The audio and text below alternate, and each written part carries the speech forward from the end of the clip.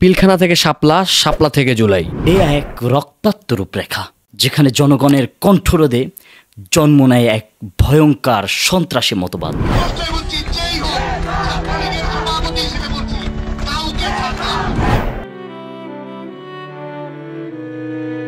মুক্তিযোদ্ধাদের নাতিপুতিরাও পাবে না, তাহলে কি রাজাকারের নাতিপুতিরা পাবে?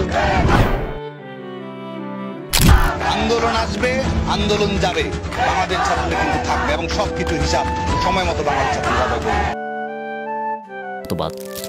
যার নাম আওয়ামী ফ্যাসিজম।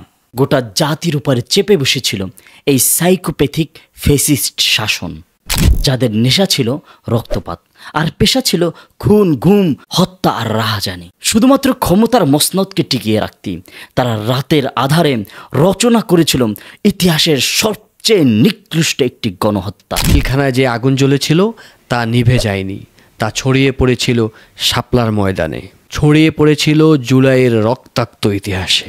এটা ছিল এক রাষ্ট্রীয় সন্ত্রাস, যেখানে রাষ্ট্র নিজে আবির্ভূত হয়েছিল খুনি রূপে। ভিন্নমত দমন, প্রতিবাদীগুলি এবং ঘুমিয়েছিল এদের অস্ত্র। আর আমরা জনগণ, আমরা শুধু দেখেছি। কেউ চুপ থেকেছে ভয়ে, আর কেউ চুপ থেকেছে সুবিধার আশায়। কিন্তু আজ সময় উঠেছে জেগে ওঠার, ইতিহাসকে সামনে আনার।